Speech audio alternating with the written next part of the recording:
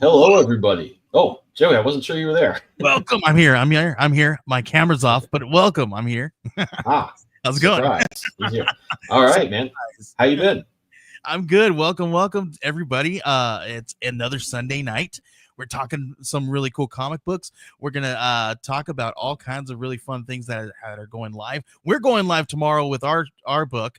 But we're gonna bring in some friends and talk a little bit about their things. I'm gonna shoot it right over to you so we can just jump right in because there's a lot to get to. So Ben, head on over. Let's shoot it right over to you, man. All right, thank you. So we got a really cool comic to take a look at, and the creator I've heard a lot about from another one of our guests, Jake Weaver, that was on a while ago. And so I'm excited to bring in Zack from Blue Shack Comics. How's it going, Zack? Very good. How are you? Hi, Joey. Hi, Benjamin. How's it going? Good. Really good. All right. So Zack is got a campaign live right now, Vampire number 5. It's part of the Blue Shack universe, which has a lot of cool books, but this is the one that is live on Kickstarter now. And you can go to the link in the description if you're watching this live, or if you're watching it later on in the week, and you can be right over there on that link and get to where you can support this campaign. But Zack, looks really cool. I love the artwork. Tell us a little bit about Vampire Alive. Vamp Wire, W-Y. Yeah. Okay. I got that. My bad. And that's fine. It happened. Whoa. I just smashed the world.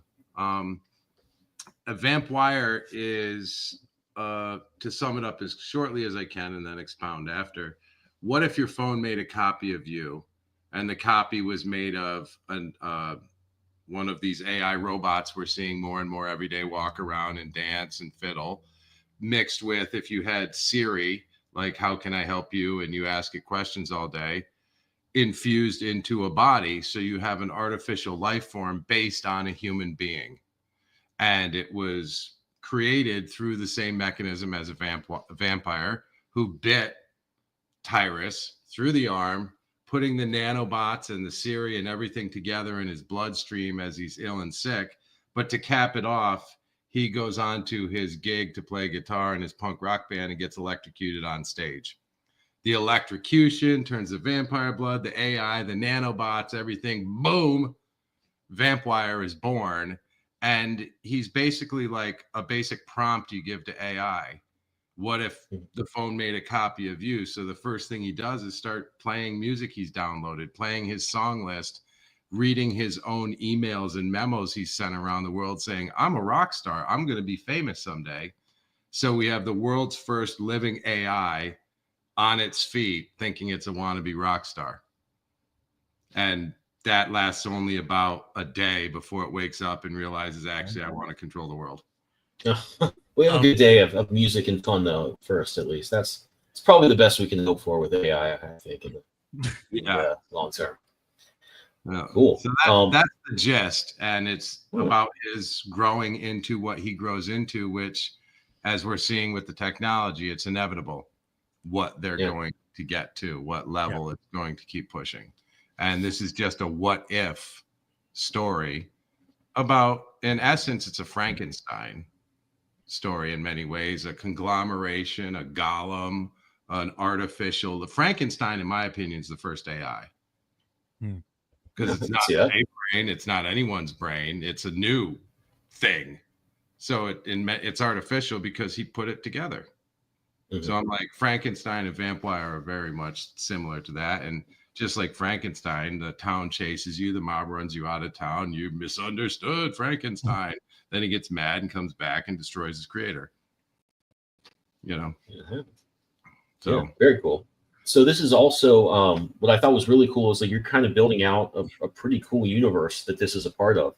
And I, kind of assuming that these are all really kind of how connected are the titles and like kind of where's the universe itself going that this is a part of? The universe is bigger than I think even most creators would conceive of.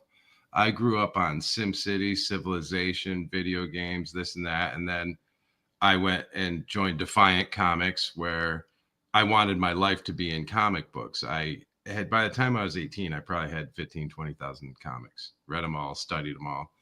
And getting into Marvel Comics was like my NFL. And so I got to be Jim Shooter's intern, and then Marvel Comics sues us out of business. Ends my career right there. And so I was watching a universe be created. I remembered when he tried to make the new universe. I remember when Secret Wars was made, which was the attempt to get a semblance of a community group crossover thing going on a real fashion. And prior to that, every change going through from Bronze to Silver Age, trying to coalesce their universe into a simple, understandable thing. And finally, you get to the MCU where they're trying to tie it down with knots.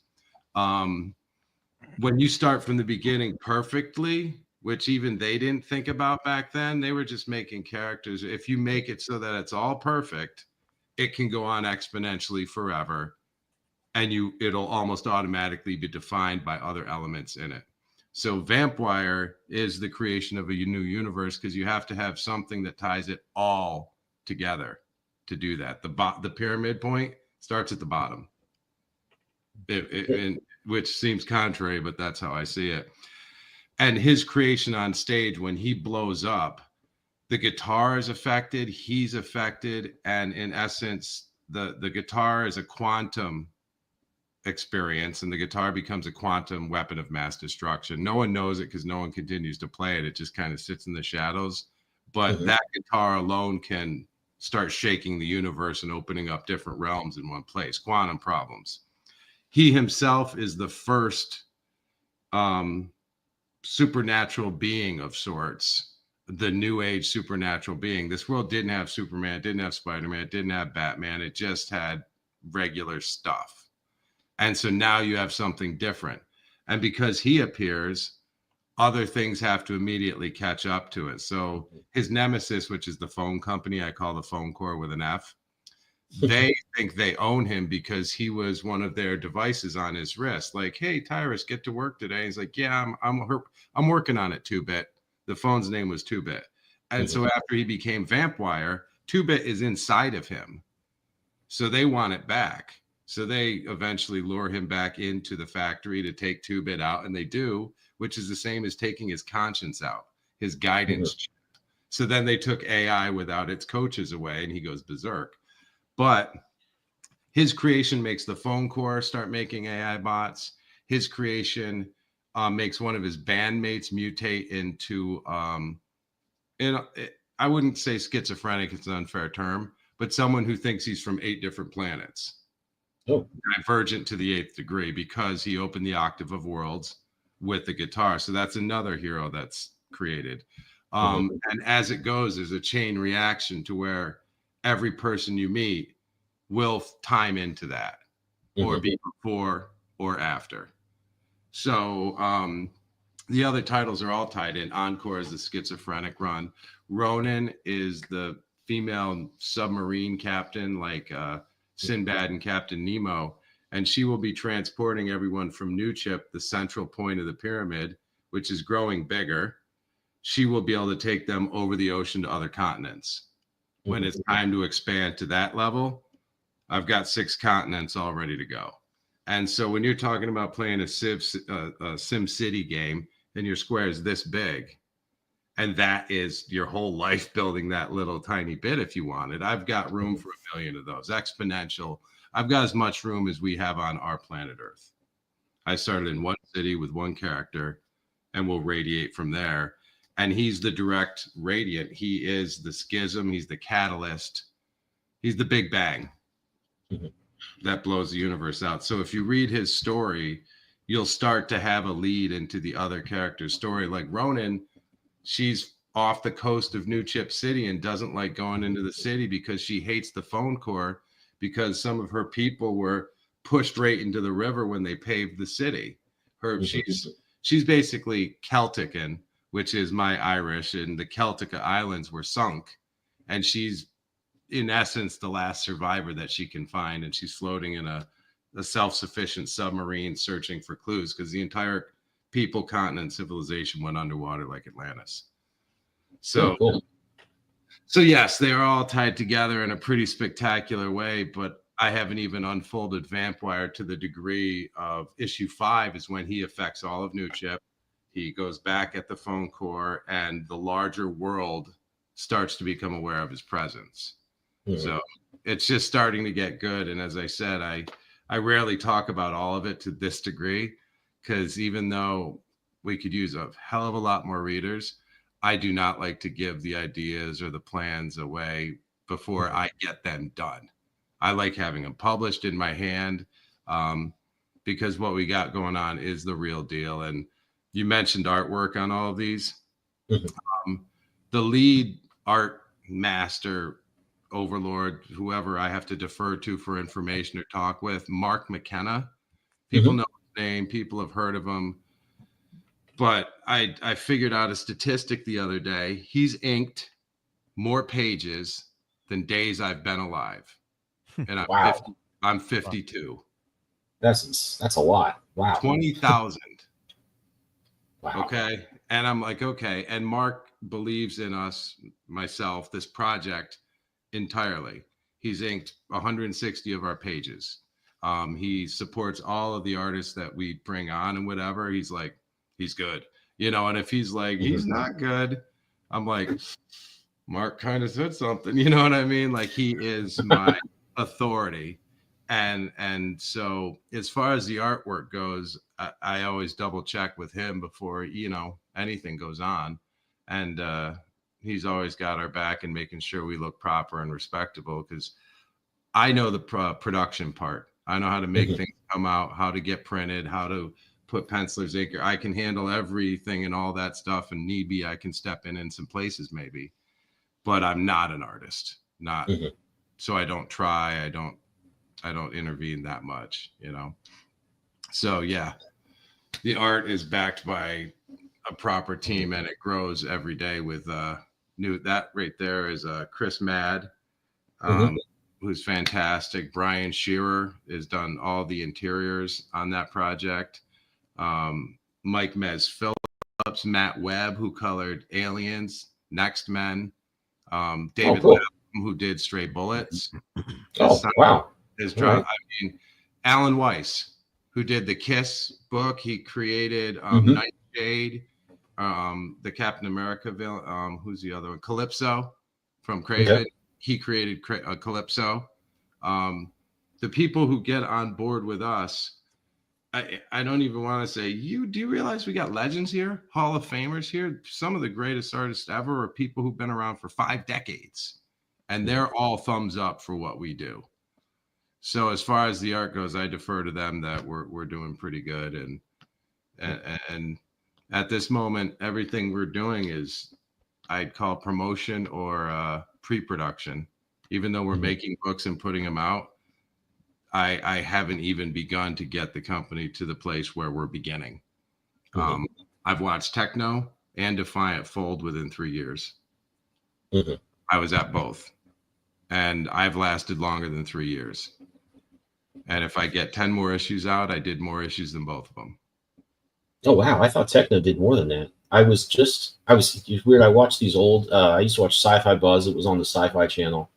And somebody put them all up on YouTube, and I'll watch them on Saturday mornings like I used to every now and then. And they had a cool segment with Leonard Nimoy about launching, just the press conference for kicking it all off and stuff. And I'm like, and I'd actually been seeing, they were on my mind because I've been reading a ton of old Hero Illustrated and Wizard magazines I can find, and there's just ads for. I've just been doing this last few months, and there were ads for so many new universes that I hadn't remembered. I remember TeknoComix, remember Defiant. There's so much, like the Dark Horse, like I think it was Comics for its World. Malibu had like 3 different new universes. I mean, there was just so much stuff. It was an exciting time, and I only say that not just to walk down memory lane, although I do enjoy that.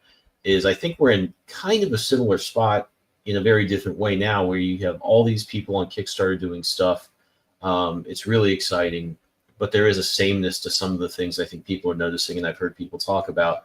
And in the same way that I remember when I'd see the ads for, like Harlan Ellison was doing a comic with Dark Horse, and it was every ad and every interview he did was really differentiating what was different about what he was going to do versus, the image stuff that was popular. The way they marketed Next Men, which you just mentioned, and some of the stuff, I think Legendary was the imprint with Frank Miller and Simonson and Byrne, I want to say. they were really saying like, hey, but we're guys that know what we're doing. We've done this a lot. We do it a little differently than the stuff that's now out and popular, but maybe people are getting a little bored by. And I think that somebody with your approach, especially with the experience you have, and not just, putting the books together, that's a skill a lot of people, need to have. I think you also have seen a lot of cool things about just putting the right components together for things like your inciting element, with how Vampire gets his powers, what it affects everybody else, what that kicks off, what dominoes it has going. And then I think just what other books are interesting to tie into there, and the way that it expands is, I think, also pretty well thought out in a way that I think like, yeah, that's cool. I want to follow that. This guy has a cool plan about how this universe is going to take shape. And I think when you take each step out to expanding it, it's going to be interesting, I think. And I'm intrigued because of that. But so it's cool. I think what really stands out is, you've got all this experience you're bringing to bear just in your planning. I mean, just on the creative side, that's not even to get into the business stuff, which is obviously very important too. And to hear that you have a great team of people with a lot of experience, making sure the art's on point is, I think, a really good thing to hear. But yeah, I'm really pumped. And I think so many things about this remind me of that stuff. I mean, like Defiant, when it came out, and Jake was on a few months ago, and just because they're going to finish up Schism, which they painstakingly reassembled, I think with your help. He mentioned you a lot. Yeah, we'll see about the Schism thing. And I want to back up and say I appreciate the kind words and thank you. And I'll tell you this, you're absolutely right.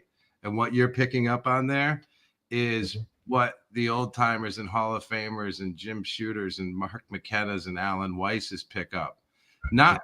It's not that, oh, Zack's going to come and put out a really good comic book. They're like, no, I know him from 30, 40 years ago, and he made enough of an impression on me about who he is, his work ethic, what kind of person he is, and also where he is now and everything in between.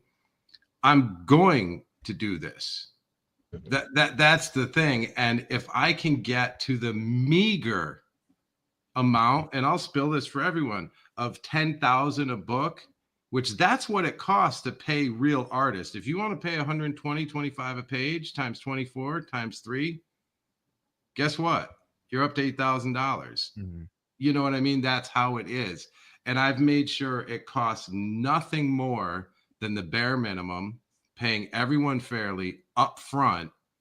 I can make these books boom, boom, boom, boom. And it's not that I make the fantastic books in the world or the greatest ever. That's not what comic books were in the 80s. And I'm nearly giving away my secret recipe here, which I kind of don't want to till I get a little closer to that. Give me enough to just not be paying for these myself, which is what I'm doing. Because I know what's going to happen. If you build it, they will come. That's Jim Shooter's thing. He heard the whole thing. We talked for a while. He said, Zack, if anyone can do it, you can do it. And if you build it, they will come. Just take your time and do this thing. He's like, I believe in you. I'll help you any way I can. Cancer. So it's like, if I didn't get robbed the first time by Marvel of Jim Shooter, now I'm getting robbed at the end by cancer. But so I got some questions. You're talking a little bit about building this out, and you're touching on some things here that I've always had this kind of question, right? Especially in the Kickstarter space, right? Because we have all these old school guys, all these people that have inspired a brand new generation, right? Of readers, writers, artists, whatever you want to talk about, that they've probably inspired them, right? But how do you see that, even though we've got these names and we know these names and we have these ideas of who they were and what they are, right? But how do you see that that's doing in the Kickstarter space? It's because I see a little bit of they can't just come in and automatically believe that they're going to make 6 figures automatically. They got to build it up too, just like we are. You make an exact and excellent point, and I am under no illusion of coming here and smashing it out. Like, even the next, I have it figured out in brackets of where the success is, and there's people who are trying to get hundreds, end up with 1 or 2 or 3,000, the 9, 10, 12,000 range. Then they're in the 30 and then it goes right to 100,000. It's kind of like gaps of where success lies. And it has to do with social media trends and the size of people's groups and all of this, that, and the other thing. And succeeding and coming out here and making a living off of this social media and Kickstarter space is kind of insane. And the only way you can do it is with a sideshow, and that's something I can't do. I'm the cameraman, I'm the videographer, I'm the producer, I'm not the face guy I used to be when I was a kid, even though maybe I could. I don't want to do it. That's not. And by sideshow, you mean getting out in front of the camera, talking to people, always not even that. No, that's cool. And because I'm a little weaker at that, I'm not saying it's bad when that's a good thing to do. I'm saying when you start throwing up drama, or if you're just like, hey, it's comics and this is Vicky and Susan and here's their boobs. You know what I mean? Like, you turn it into something more. You could make a hybrid show of comics and something else and immediately blow up to 100,000 because it's a something else than your social media thing, and you happen to accessorize with a comic. I think a lot of people are making accessories to their true business. And the only way to get out of any of this is a super long game, and one that I'm nearly insane for thinking about. And this, and I can't give away the secret. The secret isn't about the best book in the world. It's about consistency and delivery and timing. Yeah.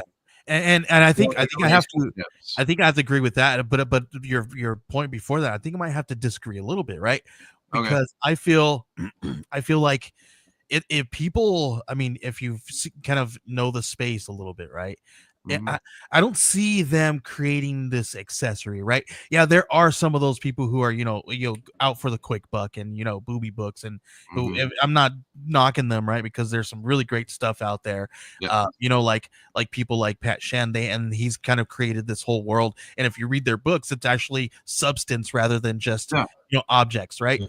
And same thing with like Bad Bug as well. They've got some really great talent that boosts up the writing as well, and it's not just these pornography books, right? So I think people have created this space that where maybe in the beginning, years ago, maybe that was kind of a novelty to begin with in Kickstarter, but now it's a different space, and people have kind of developed these different worlds around this. Like our friend CJ Hudson, he has a ton of really great books, and he calls them NSFW, but if you read them, it's not like they're exploiting the nudity or the obscenities and things of that nature. It's more like any problem with any of that, and those types of books from and again, historian comic, San Francisco type comics, cocaine comics, all of the Crumb books and stuff like that. That's fantastic. That is not sideshow, even though that's exactly what was in the content. Was like, wow, that was a craft and that's art. It's not that so much that I'm talking about, rather than when people are just tuning in to see a car wreck. Yeah, like a social media YouTuber person that gets there's been a handful of those comic book someone jumping out a window on fire with heroin needles in their arms. Oh my God, million views. That actually sounds cool, but other stuff I've seen. And again, like Ben and I have probably popped a handful of names popped up in our heads as soon as you mentioned that, because there's been some comic book feuds that have blown people's books up, right? I'm fully aware. But like you said, when that bomb goes off, the dust settles. Where they at, and it becomes this thing, and I think this space is for people who actually build it out with a really solid foundation, right? And you build it out with this great talent on top of it, and you let everybody partake and enjoy how excellent this creative team came together and created this masterpiece. I think that's what it is now. And to that degree, I think in a way you have to get past the smoke cloud of now. You're releasing a book, everyone's talking about everything else. Someone's does it, buys it, backs it. They wait a couple months to get it for it to finish or whatever. It's still the smoky cloud of nothing's happened. They might have supported you, might have backed you, but they didn't read it. maybe 4, 5, 6 months later, someone reads it, or a year later, it's sold at the convention, and then someone's like, oh, this is great. I want book 2. Oh, I want book 3. Is there book 4? Where's book 5? That's what you need to have. Yeah. And you can't just conjure that up with a magic wand, no matter what you do. Yeah. And everyone talks about success and failure. Planting that seed, right? Well, yes. And success and failure, right? We talk about, well, hey now, a robot. Like success and failure of that dang camera. I got to glue it down, but I don't want to do it to my robot. But the idea of the failure to me is when you stop, and I have the luxury of great perspective, time-wise. I know what I'm doing now, what it'll look like in a year. 2, 3 years ago, probably almost 3, maybe less, I told all the people I know and what I'm doing after I came back from a triple spinal surgery to reattach my neck, which took 4 years. Wow. And in that 4 years, I had to look at, Wow. I got to get to tomorrow. Mm-hmm. I got to get to tomorrow. God, get me to tomorrow. And so coming out of it, I'm like, I got to do stuff now to make these comics. And I said, I'm making comics. They're like, oh, yeah. I said, yeah. And they're like, well, what can you? I said, I got experience. I did stuff before, and it's time. And in my situation, I'm now homebound and unable to work physically anymore, like with the muscles I could appear to have. I'm pretty much a problem. So I said, I've got to make this a career instead of traveling to do photography and videography and big cameras. I had to rethink my whole life. So I'll make a book. I said, I'm making comics. And then people are like, hey, you making comics? I'm like, 3rd issue. They're like, oh, I didn't get the first. I'm like, I could have used your help, but that's cool. You know, I'll tell you where it is. They still don't come around. Hey, how's the comics going? I was looking for that 3rd issue. 5 issues, 3 titles. What? Oh, I thought you were just started. I guess I just did. And then if you wait till next year, how many people right now amongst us are doing whatever the hell they're doing? How many books are they going to have out then? Yeah. And it's not a race. These are books I'm putting out at the speed I can, and I'm trying to get up to be able to. My emulation was Jim Shooter. He did 40 a month. Yeah, I'd like to do 1 a month. Yeah. And when you can get to a place where you can, right, it becomes this thing like when I talk to people about, like, you know, this is, it's at its simplest, it's a sales funnel, right? You're creating the sales funnel, and I know everybody hates that name, hates that word. Everybody's like, oh no, don't give me another sales funnel. But essentially that's what it is, right? You're creating this space where people are buying this thing, and then the more consistent you are, the better quality it is, and it continues to show this consistency. People are going to continue to purchase, and then at some point, you're, like you said, you created that seed, you planted that seed, and it's just going to continue to grow from there. And it gets to a place where, you know, like you said, you know, 3-4 years down the line, they have like 20 issues because they continue to do it consistently. Right. And if you can break the algorithm, you can, you know, take one project and fund the next, and then continue, and as well as, you know, have enough money, if you plan it right, to push out that stuff to all your backers as well. And you just plan and create this thing where you can get to that space, but it takes a while, and you got to, you know, take a little bit of baby steps first, right? Well, yes. And I don't plan.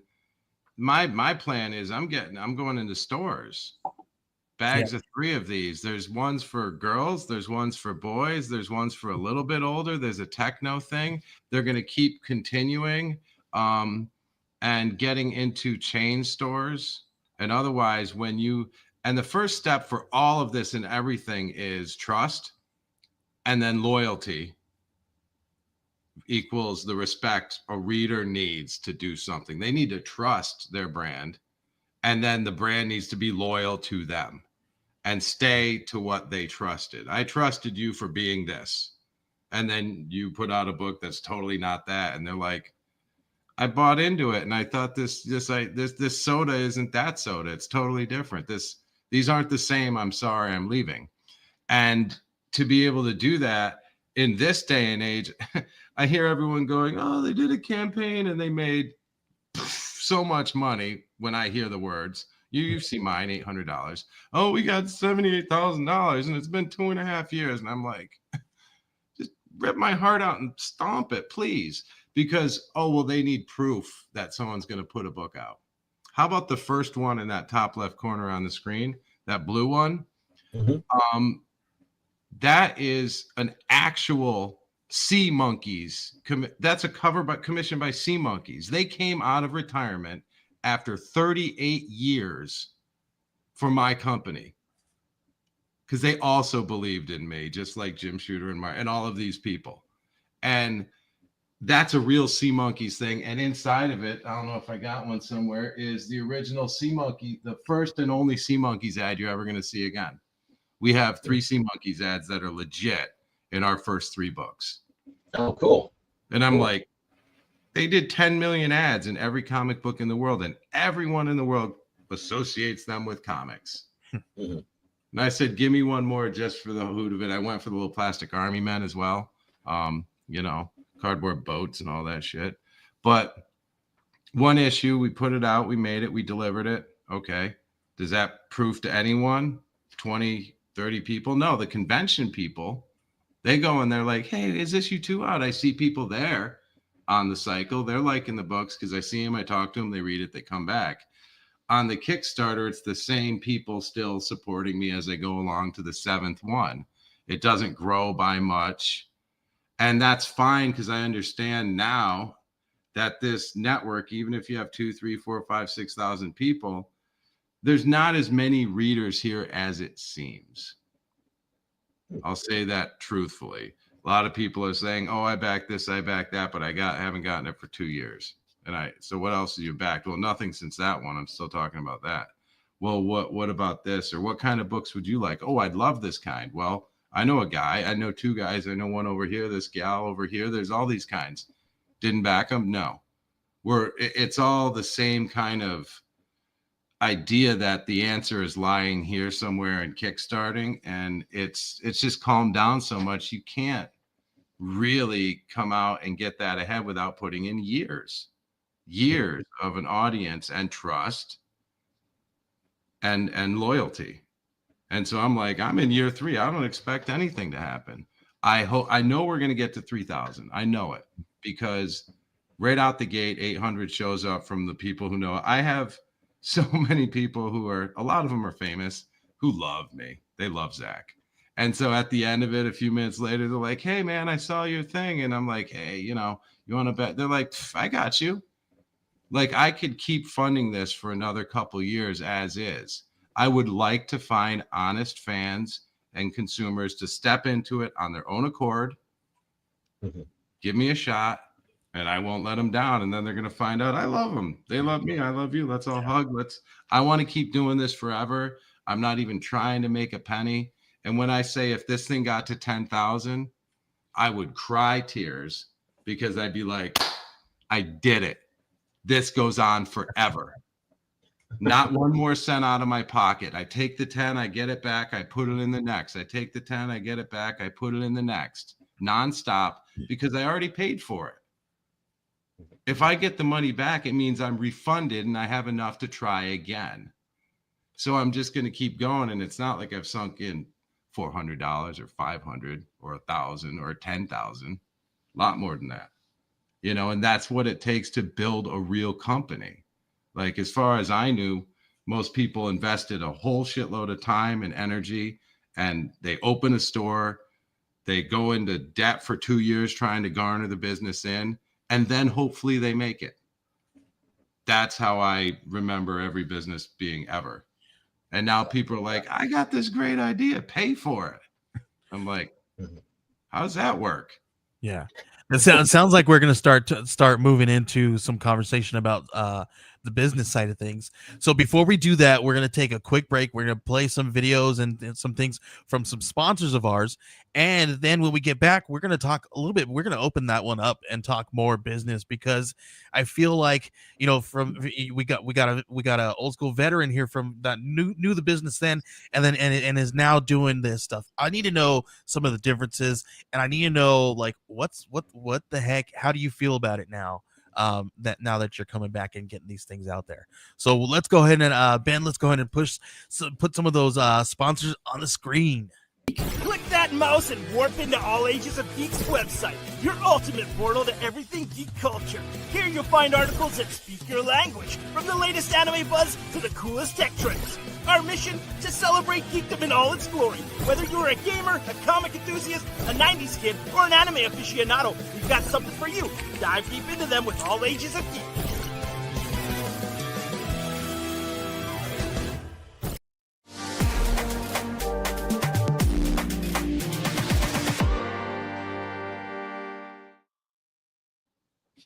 And then the last one, let me show you that real quick. I have not had time to put together a thing for this, but Joey, tell us about W Energy. So W Energy is a brand new sponsor of ours. This one's a really great one because I don't know if you guys know me and you guys have seen the show. I drink some energy drinks on the show. And I'm not gonna name the name. It's one of the ones with the green claw marks. I'm not gonna say the name though, but I feel like when I drink that one, it gives me a crash and burn after a while. This W one is all natural. It's got well, I don't want to say all natural, but it's absolutely better for you than that because it's got natural thickeners made from plants. Like, it's freaking awesome. So you don't get that nasty, gross, high fructose corn syrup in your drinks, right? That really messes with your gut and all that stuff, right? But so this thing is absolutely amazing. I love to. I have one coming in the mail, and hopefully next weekend we'll show you guys what it is, what it looks like. I'll have it in hand. We'll talk a little bit about more, but definitely go check this out. You guys can head on over to W Energy and use 10% off and get our code. There, get 10% off a tub for you guys. If you guys are going to Tucson Comic-Con this August, come see us. I'm going to grab some more tubs, and I'm going to be giving some away and stuff if you guys come to our table. So please come see us. All right. Back to the book. Joe, I think you just springboarded us into a good thing about Zack. Like you kind of worked with this back in the 90s boom and, kind of been through that, taking some time off and done some other things. And then you're kind of back with an era of comics that I think isn't obviously like the 90s was, or the post 90s era where things kind of fell apart a little bit. But like history doesn't repeat itself, but it rhymes. I feel like there are a lot of similarities now. And then obviously the digital stuff and the crowdfunding, the way people act on social media all plays a pretty big role too. You're starting up this new thing. What do you kind of see as the big differences and kind of how you react and all that? Well, the first stark difference, which I have to mention, and I try and shout out as much as I can. People hate on this as much as they want, but the GOAT of all comics, in my opinion, is Jim Shooter. When Marvel sued him, they were suing indie comics. Mm-hmm. Is what they were doing. No one else can make comics that could be a threat to our industry. You can't do that. And the market was already a cap, DC and Marvel, and it was hard to get a job with a company as just a regular person who likes art or inking or who wants to be an artist. It's hard. And so there was already this ceiling. And then, Breaking Under It Image started breaking out, which was huge and caused a huge, disruption in the industry. And Valiant and all the others, Malibu, whatever we were mentioning. And then Plasm, Defiant, comes out and they sue him to the tune of $300,000-$400,000. They cripple the finances. He loses millions in toy finances. He loses the company. All that ends. And they were warned by the judge, if you ever do anything like this ever again, you're paying all damages, including lawyer fees. This was just gratuitous abuse of the courts. They threatened Marvel with that, or Shooter? That was Marvel who being got threatened by the judge. Yep. Saying, Jim won clear. Jim won totally clear, but there was no mechanism to give him his money back in court fees. Mm-hmm. And so that's what took the money out. And when that happened, Marvel had to be like, we can't do this to other companies anymore. So I can't even name the smaller, newer companies after that came out that didn't get threatened by Marvel when they could have threatened every one of them. All your characters are derivative. Everyone's character is derivative. They were trying to trademark the term superheroes for the longest time. Like, you couldn't. Correct. That's just a cultural thing. So from that point on, indie comics, boom, got a freedom that they'd never had before that maybe was never acknowledged. There wasn't the biggest thumb in the world coming down on you. And so that opened up and people started saying, I could do a company. Jim tried a couple more times with Broadway Comics. I went to Techno, who was another company that says, we're going to start up and we're going to do it. And I, in the beginning, had a lot to do with setting up the office, figuring out how many people would need to be on a book, how many artists are here, how many editors, whatever. And production designer, trying to design the production of the company to set up how it would operate. And then everyone else takes over doing their stories and their books. And they did great jobs with stories, original ideas. The art was fantastic. The production was good. They were hell-bent on printing gold foil, special tchotchkes, doing their store, printing 1 million copies of stuff because Spawn printed 1 million. They wanted to sell and print 1 million, literally word for word out of their head. And it's like, so the second book had 400,000 printed, and then 200,000 printed, and then 100,000 printed, because they're learning the hard way. 900,000 extra prints is a lot of money. Yeah. And so I forgot all about the stores too, in the malls. The kiosks were fantastic. It was the best looking comic shop there ever was. They were fantastic looking, but anyway, going forward, they blew all their money in all the wrong ways. And then I discovered what their purpose was. They were there to create intellectual properties with giant names attached to them, use the modest cost of creating a comic book company, modest compared to a movie. A movie costs back then 30 to 100 million. A comic book company costs 5 to 10 million. They make the comic book company. They have them generate 10 fantastic characters by Nimoy, Spillane, Roddenberry, Neil Gaiman. I'm forgetting John Jakes. And then everyone's fired and they own the properties. And then they were going to make movies out of which ones did well. But somewhere along the line, they dropped all the balls or they didn't, whatever. So that whole company is expendable to create IPs. So now what we have is everyone's free to make comics without getting squashed. Now, making IPs is actually what you want to do, is the real deal. And then don't spend all your money doing it. And I did learn how to do it the right way. I sat over the shoulders of letterers, pencilers, inkers, colorists. I asked every one of them about every single thing. I figured out which one I could possibly do. And it turns out I was the graphic design layout guy who understands the business. Which is why I became shooter's intern. I could do everything, but not quite the art like that. So now what we have is, can you make a good project? And by a good IP, I mean, is it worth retelling? In 5 years, is it worth reading? If you read it, is it worth saying, I could do it better one more time? That's good enough. If someone's like, this is worth a redo, and you see old movies, old TV shows that were never popular, and then one day they pop up and people are like, this stinky old movie's great. And then boom, it has its heyday. Or did you ever hear Grimjack, the comic? Some director said, oh, I love Grimjack. I want to make a movie. Everyone cares about Grimjack all of a sudden. Well, let's talk about Atlas, my favorite company in the world, Atlas Seaboard, the second Atlas company from the 70s, who is Stan Lee's brother, Larry Lieber, ran that. Yes. And he brought all of the greatest talent that wasn't quite working at Marvel or a little ticked off at people or stopped working and brought them there. So they have awesome original stories. He is trying to do what I'm trying to do what he tried to do. I'm trying to do what Defiant tried to do. I'm trying to do what Techno. And I figured out where they all went wrong. And I'm like, 1, don't run out of money.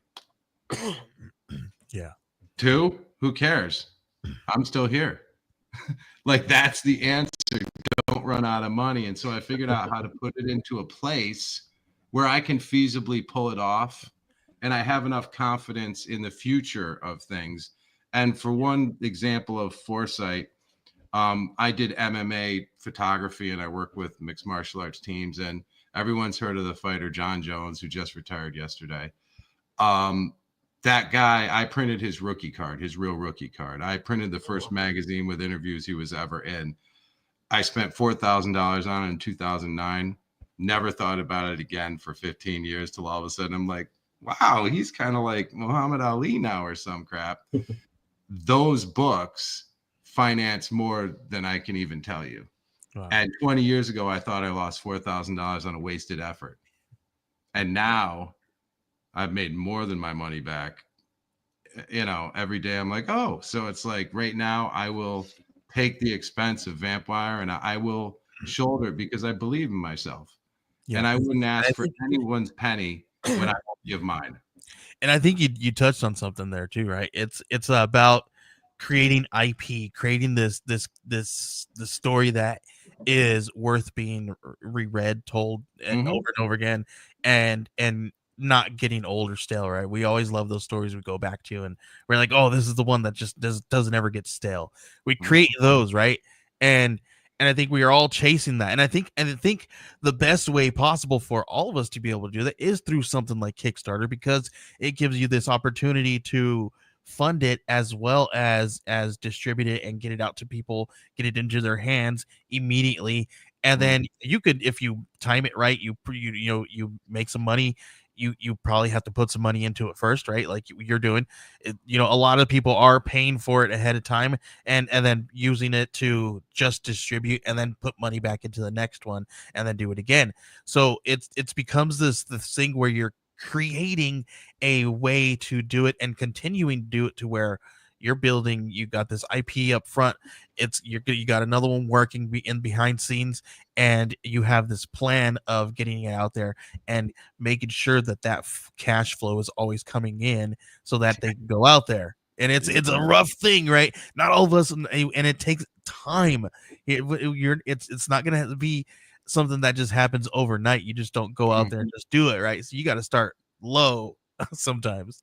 I expect more years of this. Like I really, it's not an easy thing, and I wouldn't expect it to be. Nor do I get upset when it is hard. It's just what it's supposed to be, and the difference is, for instance, even when I go to a convention or somewhere else, I'm bringing 7 books to the table now. It's a lot easier when someone says, "Oh, I like your stuff." Boom, boom, boom, boom. They pick up 1 through 5. Okay, now we're talking. I'm collecting back on number 1. At conventions, I've sold probably near 1,000 copies of all. Like I sell them pretty good outside and on. Yeah, if you're at a con and you're not out there selling that thing, because listen, people are there to spend money. If you can get them at your table and convince them to turn a sale right then and there in person, you could sell out of your books. I've seen it happen. Like I've got a buddy who does it. I watch him to do it, and literally I'll come up and say hi, how's it going, and he does not let one person pass without selling something. And you'll every 2 or 3 people will go, but he'll sell it. And the more books you have, the better opportunities you have to say, here's the 4 issues, but then you have the collected issue, right? And you can throw that in. $5 more, you can get this whole hardcover, right? And your people are like, oh hell yeah, dude, you know what I mean?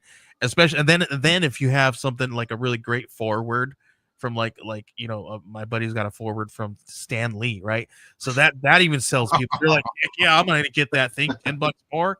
I was already gonna pay you that, right? So it's like you use these different things that you have, in your tool bag to make this better opportunity, better sales, better something better. Just give people something better every time that you come at them. Well, it just made me think of wording anyway. My plan is once people slowly, yourselves included, other people are like, oh, who's that guy? It's like, oh, that's Zack. He thinks he's going to rebuild a new company. Like he's got the recipe from Marvel and he's starting over and that's what he's going to do. And you're like, oh, okay.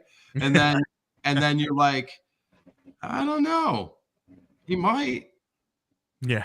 And then there becomes a moment where people put their foot in their mouth when you're actually getting it done, right? Well, and it's not even that. It's the second they don't just go pass, overlook, whatever. It's the second they take a look themselves and they want to do it. It's going to take time, but as I said, I'm not going to be stopping or letting up, and the stories have only started to get good, because also taking my time means I'm not rushing all of the goods into the first issue. The first issue is the introduction of the human character who's going about his life, who gets bitten by a vampire, and then he still has to go to a show, and his friends are like, dude, you're late. And he's like, I'm dying. And they're like, we don't care. And gets electrocuted, throws up. He turns into this thing and freaks out and runs away and goes, what am I?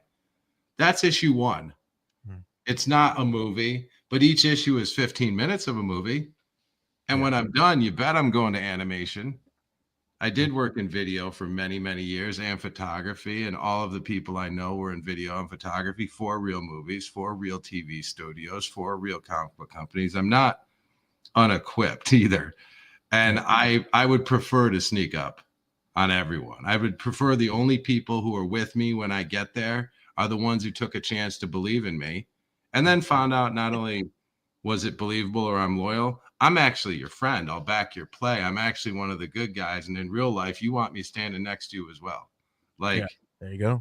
I don't pander. I can't do it. I'm not good at it. So when I do, I'm like, please read my book. It's really good. We got great artists and stuff, and I'm like, I give up, and with photography, I'd go to shows and I have shot hundreds. And arguably at one point in time, and people can research this on their own, I was one of the best shooters in the country of mixed martial arts. I created the term MMA photography. I created the job title. I own MMAphotography.com. That's what I did. And I go to a show and they say, hey, what do you, maybe you could show me some of your work. And I'm like, or you can look me up. I'll see you later. I'll be sitting in the front row taking pictures, and they're like, oh, and hey, can I get your pictures? And I'm like, just give them to you. You know what I mean? Like, what are you talking about? And it's like, hey, send me your resume. I'm like, no. How about no? If I have to put in a resume, it's not a job I want. You should already have an idea or do your own research. And if you don't know, that's fine. I clearly haven't worked hard enough to earn your respect. And I think that's what everybody wants to get to, right? Yeah. Well, and the thing is, I hope they're watching all 7 campaigns. And even when they don't join them, I hope they're still watching for the 8th they don't join, and the 9th they don't, and the 10th, and then they're like, damn, I should have picked up that David Lapham #2 cover with the van on it. Or maybe I should have picked up Hall of Fame Mark McKenna's cover, or the one when John Romita died. Mark McKenna was his student, mentor student. He was the first Romita Raider. If you don't know what a Romita Raider is, shooter and John Romita were like, we got to get some help so that John doesn't have to do repairs all day long. All he's doing is fixing trenches and terrible things that got to get fixed. And he's just like a paste fixer guy. And he said, you got to just get some guys in here to help you out. And he said, we'll put one ad in a comic book, a 70,000 run comic book for artists, inkers wanted, apply to Marvel. And I don't know how many, 2,000 or 5,000 people applied. And Mark McKenna was the #1 pick. And Wow. he joined Marvel in 84 or 5.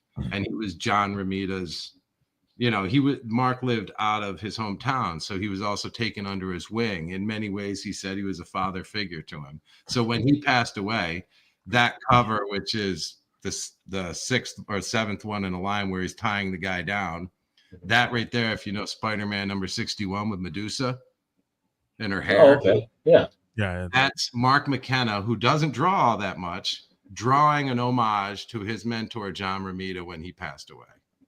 That's wow. I'm like, that's a historic homage right there. Yeah. Absolutely chunked in history. And, do people care? No, who knows? Whatever. The Encore one, the red one down there, that's an homage to a very epic Conan the Barbarian bar fight cover. If you look up at John Buscema, he's got a bar stool in his hand on that cover. The Vermin cover to the left, Demetrius, this hot young artist that I just found, that's Barry Windsor Smith's first comic book cover ever. Oh, okay. I did it because I hope Demetrius isn't listening, not to blow too much smoke up his dress. The kid's got raw, mad talent. Like, he's going to be fantastic. I can tell you that right now. Just coming to start with this, I said, have you ever done pages? He was like, no. I said, do you want a whole book? I said, I will pay you. No, I honestly, Vermin, I said, I will pay you to do a whole book just because I believe you're going to be awesome. And I have this project that I could do. And if you pen and ink it, it'll be a little bit cheaper. I wish I could pay you more, but I'll send you 100 copies. I'll make it up other ways. So he got good money and a ton of copies and a whole bunch of stuff to help out. And he smashed Vermin. And so I was like, we're doing Vermin number 2 already. We're already up to page 12, which is ahead of Vampire right now. But he's going to be something special. I know it. And he already got picked up to do cards for like Upper Deck. Other people have given him books. So I know that when Jim Shooter was starting Defiant, I read an interview with him. He was talking about David Lapham. Yes. I'm going to butcher the quote, but he said, I don't know if I'm Stan Lee, but that guy is the next Jack Kirby. And it was, I mean, I liked just hearing a writer, you know, gas up an artist a little bit. At the time, I'm an artist. That's kind of always what I'm, you know, focused on. But boy, does that remind me when I hear you talk about his art and how you guys connected and how excited you were to work with him and kind of develop together. That sounds awesome. I love how that kind of it's a partnership, which, you know, again, I hope he's not listening at all. I really envision and hope we get to keep going, because I'm like, yo, it's the Stanley Marvel, his old method of doing it with Kirby. He'd be like, oh, I got a story. A guy robs a bank and he goes there and then kapow, he jumps in and then the little leaving and then okay, and then he jots it down with a couple little idea sketches and he says, what do you think? And he's like, oh, I got you, eye to eye, and it comes right out. You know what I mean? And I've started feeling out how he works and how we go together, and we both have the same enthusiasm, which is really, really helpful. Like, he's as excited as I am, so that works. And he's just the newest guy on the roster. I mean, Jason Baruti did all of the Vampire. Brian Shearer, who was doing G.I. Joe and Transformers stuff, did all of the Encore. We got Mike Mez Phillips, who did the Ronin, and they're all professionals. They've all done books. Everyone's got credits. And I created something the other day in my head, CBCR, the comic book rating score. Wait, comic book CBRC or something, the comic book rating score. And you take all of the credits that all of the artists have in the book, you add them up, and that's your book score, so that a reader would know how much experience went into the book. Like myself, I have 22 credits, not a ton. But if someone's making an indie book and they have 50 credits to the name, you know, a couple people or one people have done it, have been around the block that many times. And it's just like you go to get a haircut. You say, well, how many heads have you cut? 3, you know, and they're like, I've been cutting for 30 years. You're like, oh, I'm going to go trust the guy who's done it forever. And it's not so much an exact rating, but people are like, well, what's in this book? And when I say our books have a credit rating of no less than 2,000 every book, Mark McKenna is not going to release a bad project. It's just not going to happen. People with that rating score have there's a reason they've done that many books, because they're professionals and they know how to do it. They know the problems that occur from beginning to end. And you don't get a credit till you're done making a book. And you don't get 5 per book. Like if I write and edit and letter, you get 1 per book because you experienced 1 book. But in that regard, you know, we've got an all-star team, and we have from the beginning, you know. And so it's not like that means much of anything to anybody, to be honest with you. You know, and talking about the Kickstarter sphere, big names, Alan Weiss, Mark McKenna, it doesn't mean you make sales when you drop a name like that. It does not at all. It's a perception factor. Mm-hmm. And I'll put it this way. In different stages of my life, people have perceived me differently the whole way. When I was, for instance, at Techno, and they sit me down next to the creator of the Green Lantern, Martin O'Dell, and we're signing autographs. And I'm like, why am I signing an autograph? You know, And they're like, "Oh, you colored Primordials," and I'm like, "Yeah, because you didn't even think to hire a colorist. I had to do that literally. That's the truth too. I colored Primordials because they fucking forgot. Pardon my swear. They forgot." And I said, good. "Who's coloring it?" They said, "Oh, we're gonna get a computer colorist." And I said, "You're just gonna let them color it? Have you even decided what uniform colors they're wearing?" So I had to decide. He's got a blue cape. He's got like their color scheme, Xeris being yellow and red. I helped pick that with some people in the back, and most of it was me because I felt to be the color guy, because they're like, "Oh, we like that." And so they're like, "Send this to the computer colorists." And we sent one. And when I didn't totally color guide it, it was a nightmare. It was out of proportion. They put the wrong colors forward. And so I went home and I studied the oldest comics I could find. And I just stole their color technique. I just literally said foreground, backwards, how do they do it, which color, and I learned how to color on the fly with what knowledge I had. And those books there are that. That's me filling in the blanks because we got to get it done. And I'm going to finish it. The third cover on the bottom, I painted that in Photoshop in one night. Oh, wow. What year was that? Was TeknoComix 96, 95? Okay, yeah. Wow, yeah, I was there for 1 year till I quit. I was like, I'm done. Okay. They're about to fire tons of people. I was like, psh. Yeah. I broke my heart. Like, I was like, I can't believe I'm saying it, but I thought comics were incredible. And for a couple of years, I was like, I hate comics. Hate everything.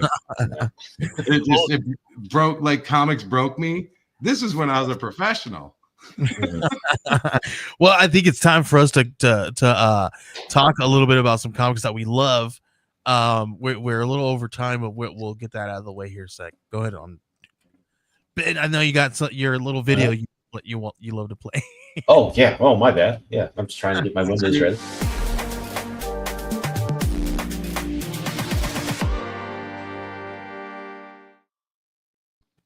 All right, I figure we'll start with Angel Hunter, which has launched, and we've been talking about this one for a while. It's really cool. It's I think 102 pages. It's black and white. It's kind of manga inspired. It's got a great concept. Maybe not keep that on screen, but just a really good thing. It's basically mankind is kicked out of the Garden of Eden and has to survive in a world filled with angels and demons and all sorts of stuff, and some heroes have to step up. Joey, I know you worked with Rich a little bit more on this one, and it's a cool looking book. I've heard a lot about it from you. I think I read the book. I saw the non-lettered pages, and it's fun. This is a good one, and I think people are going to want to head over to Kickstarter, which you can at the link right down below, and check this one out in the next 17 days or so. Yeah, check it out. Rich just hit me up while we were live. We're going to be adding a couple different things to the campaign. So if you guys are really excited for this one, or you have not jumped on yet, get in there, because there might be some brand new stuff that we're going to be adding to the campaign very, very, very soon. So check it out. All right. Let's jump over to Interstellar Dust next. We mentioned CJ's book a little bit earlier and his work. This is an omnibus collecting all the issues he's done of Interstellar Dust so far. It's a fun sci-fi book. As always with CJ's books, great art. And I think always not just great art, but interesting art. So that's cool to see. And I know people love these omnibuses. So I think this is, if you haven't checked out this one, or if you only checked out a few issues, this is the great time to get on board. You get this great looking collection. Great story. One of the artists he works with is now doing Batgirl. So you have some really solid stuff there. It's because of this book right here. It's because of this thing. Oh, yeah. This is their boot. They really did it. This is their bootleg book that they did. This is their fan fiction book that they did for Angel Hunters, the last campaign that he had. And the artist, because they offered this during their campaign, the artist was actually picked up by DC to do a Nightwing webcomic. So I forget the webcomic, what it's called. Please forgive me, but Moy Marco. Nothing but Nightwing. Nothing but There's Nightwing. 2 B's and but. Yeah. BUTT or something. Yeah, yeah. So, we get jokes. Because we know, Nightwing's got a great butt. So there's Nightwing there. This is one of those reasons why he got picked up, because look at the gorgeous interior artwork. Just you were talking about earlier how fantastic some artists can be, and this is one of those things that is really fun and unique that that he was able to do. They loved a little story. This one's called The Laughing Game, and it follows Barbara Gordon, kind of over the years of after on the anniversary of when she got shot by the Joker. And she meets all the some Batman rogues and rogues gallery and stuff like that. And there's a really cool backstory there with Swamp Thing, so you're definitely going to want to check that one out. And I don't know if you guys know, we have our Kickstarter that's going to be going live pretty soon. If you guys spend over $30 in the campaign, we're going to give you guys a free digital copy of The Laughing Game. And then if you spend over $50, we're going to give 8 people there. We have 2 different covers. I have this cover that I'm holding here with a Joker card and Batgirl, and then we have all the Rogues Gallery covers faces there with Batgirl in the middle. I have 4 of each of these. I'm going to give those away to anybody who spends $50 or more. And these are they're gonna go to the first people, first come, first serve. So whatever pops up, when we're pulling your guys' parcel and we see that you've spent $50 or more, you're gonna get this one. The first person who we see that spent $50 or more that's how we're gonna do that. So make sure that you guys, if you guys want to be that first person, make sure you're one of the first people on that list to grab our book that is going to be going live tomorrow, and you guys can spend $50, get that physical copy. You have to have a physical book to a physical purchase to grab this free bootleg comic here. So let's jump over to that. We'll show everybody the campaign page, which is not quite live yet, but will be soon. Yeah, we're gonna give you guys a backstage pass here. Look at I Need Your Skin. I Need Your Skin is my story here that I created. I have my friend Alan Dunford writing, and Brian Belando is doing the interior art, and we have Dave Lentz, who is the letterer. This one follows Nora Perkins, who has a fear of aging, and she believes a clairvoyant can help her, but a small piece of her flesh will be needed for the exchange. So this one's really gorgeous. We got covers from Brian Belando. We have covers from Ruben Macho. We also have one from Kit Wallace. That one's one we just announced that this last week. That is a really gorgeous cover. And we have one from Benjamin Morris has a cover there too. I'm sorry. Am I gone? Am I back? No, I think it was me. Okay, sorry. And we also have an homage to the Misfits cover, the Chamber of Chills Misfits cover there from our friend Benjamin W. Morris here. And then we got some really cool stuff that we're going to be offering. I have Brian working on some tarot cards for us. We're going to use our characters there. We're going to put them in tarot cards, and those are going to be unlocked. We're going to offer Kit Wallace's cover. We're going to take out the red background. We're going to make it white, and then that white is going to glow in the dark. So you guys, once we hit a certain threshold, unlock something, we're going to get that glow in the dark cover unlocked. But if you are a high listen, we're going to be offering some of the top tier backers some really cool incentives. So if you are buying anything from $55 and above, you're going to get a free book. So $55 gets you all 4 covers, all standard covers. You're going to get a free holo cover. And then if you get all 4 holo covers, we're going to give you a free medal. If you get all the medals, we're going to give you a free glow. And then if you do our all in tier, we're going to get you a secret cover, which there's not going to be many made. There's a secret way that you can go and get that link if you want to. You can look down at on the Kickstarter page, but anybody who pays for the all-in tier is going to get that one guaranteed.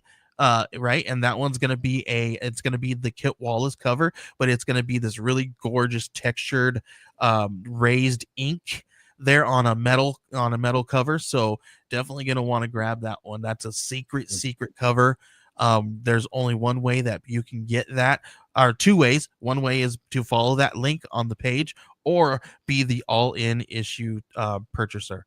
And then we have an all metal covers as well. So definitely check all this stuff out. We got some really fun stuff. And then we have the Laughing Game covers there as well. So like I said, $30 or more gets you free digital. $50 or more gets you the first for the first 8 people get the $50 or more cover for free. So definitely check all that stuff out. All right, so I'm excited. Can't wait for see how we do tomorrow and get this one launched. Looks really good. Looks really Yeah, good. we're really excited about this one. We have so many things, like we were talking about creating IP, right? I have a whole huge idea in my head, right? But I've been told by all of our creative team to not let that out of the bag yet, to not put it on the campaign yet, until we have these first 3 issues under the bag, out of the bag, and into your hands.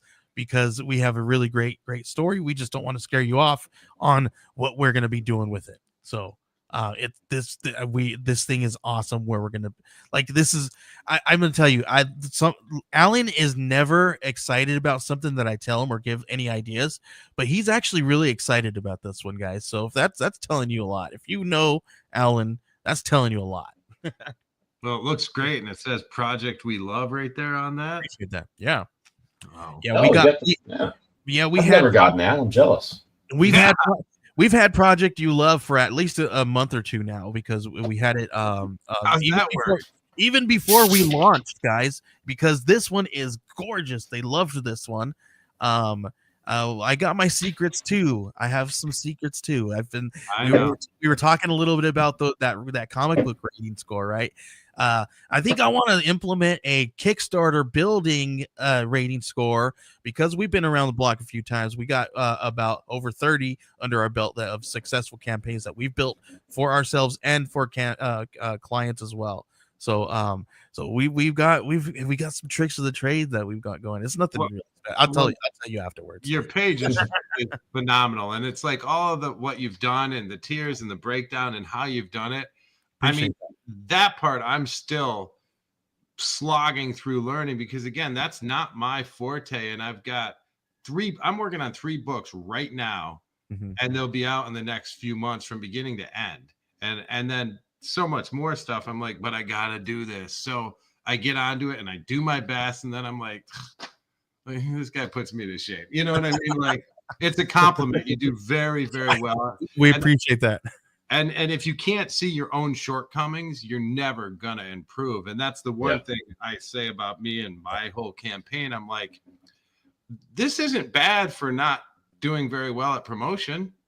Yeah, listen, I like you said, see your own shortcomings, right? Literally right before he jumped on, I finished up the stretch goal graphics and then the actual rewards graphics, because I hated both of the graphics that I had up there prior to it, and I was like, oh my gosh, this looks like crap. This is not not up to par to what I've done in the past. And if people look at this and they say, Joey, you've built all these other amazing things, but yours sucks, I didn't want that to happen. So no, it looks great, and frankly, I'm jealous. So. No, don't be jealous. I really hope that I really hope that everybody feels the same way that I feel for this IP that we're building. It's a fantastic journey. We have some amazing creators on board. Everybody just clicks. I kind of just shot some things at Alan, and Alan knew exactly what I wanted when he brought it back to me and showed me the treatment. And I was just like, holy crap, dude, how did you read my mind? This is exactly where I wanted to go. I mean, after a couple of different times that we talked about it, we were like, we had to throw some things here out and put some things in. But eventually, when we got to on the same page, it was baffling how amazing it was. And then when we threw it to the artist, like it was this serendipitous moment. But that's why these guys, they call themselves Rabbit in a Hat Studios, and these guys have done tons of books. They've done Grandma Chainsaw, they've done Pocus Hocus, they've got one that's coming out that is called Beneath the Lighthouse. You guys can see a short story, a short part of that one, a preview of that one in our Archetypes magazine, I believe issue 1. And then you can read that one there. That one's going to be coming out on Kickstarter very soon. I've seen some of the new covers for that one. Holy crap, these covers are badass, and they're done by some of the same guys that did the covers for us. So you're definitely gonna want to follow Rabbit Hat Studios as well. Cool. Yeah, this one's it came together really fast because I think you guys just clicked and you hit, just like you said, hit the ground running.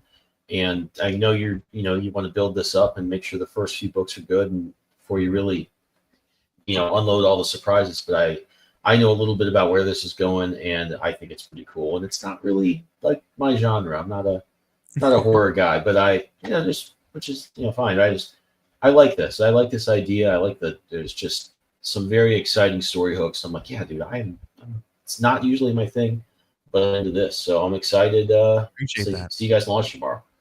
I'm very excited. Good luck with that. Thank you. Looks like you'll do fine. So, and then we'll wrap it up with my book, which is not launching tomorrow, but we'll be launching sometime soon, and I get the rest of it drawn. So We Are Scarlet Twilight, Cobalt Crisis Part 1. This is going to be a sequel to We Are Scarlet Twilight, the first 4 issues.